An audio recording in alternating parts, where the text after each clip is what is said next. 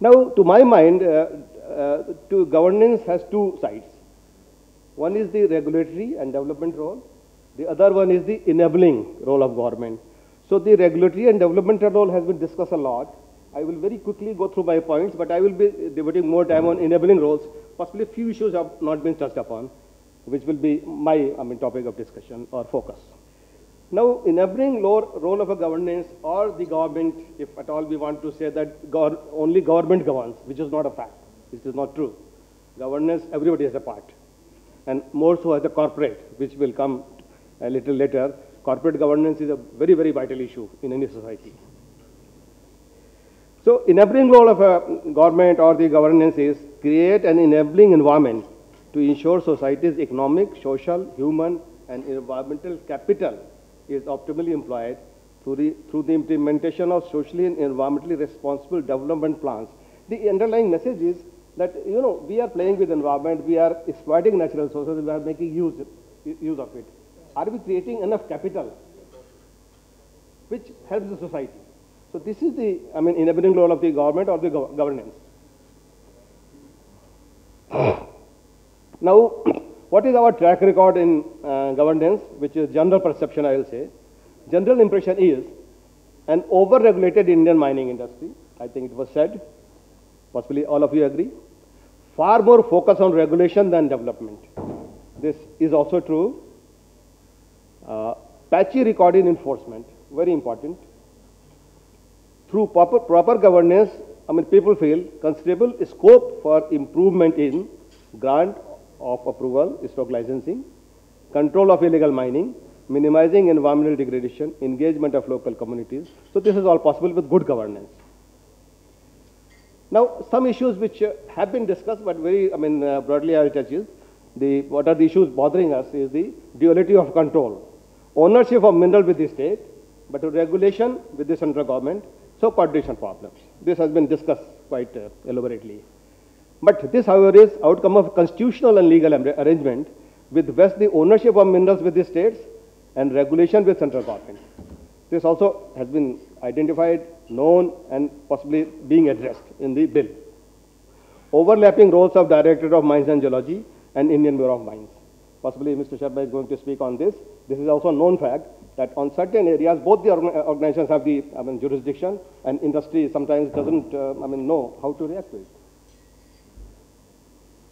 Both Director General DMGs and IBM directly concerned with governance in the mineral sector are grossly understaffed. Now, very important thing is now judicial intervention. So, overlapping functions, blurring responsibilities, lack of will to enforce laws, etc., led to judicial intervention, giving directions to protect environment and social integrity.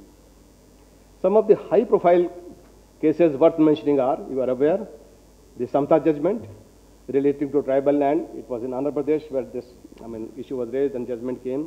Kudramukh iron ore closure, Lafarge limestone, very famous judgment, which relates to environmental clearance and the procedure beyond if it is challenged. Once clearance is given, and then it was challenged in Meghalaya case that you are aware of. Karnataka closure, Goa closure, and most recently Lanjigarh, where the Forest Right Act and Gram Sabha are the issues.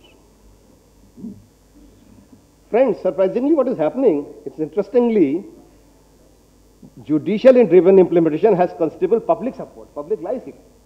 Public says, yes, very good judgment has come. Mining, because of the impression which mining fraternity has created, the perception of bad perception of mining fraternity. But this cannot be a sustainable solution, as judiciary cannot substitute in governing the country or be arbiter of economic and development policies of the government. Interestingly, I'd like to just read out one small news item to paper. There was a famous ET conference in which Finance Minister spoke, and I will quote one sentence. The subsection is the upper hand. Mr. Chidambaram, our Honorable Finance Minister, says, given the plurality and diversity of India, we must strike a balance between reforms, growth or development and inclusiveness. Then he further says, the balance in India has swung away from the executives and in recent years has swung away even from parliament. And the judiciary has taken the upper hand.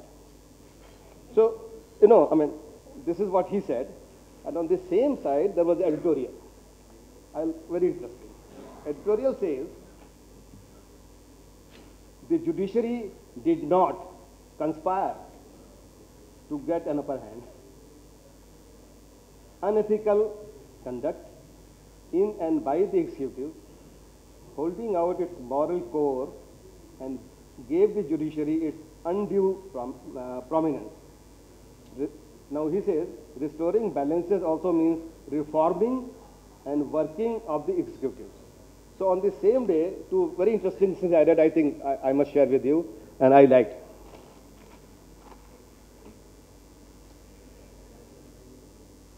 Developmental functions, I will skip because most of it has been said.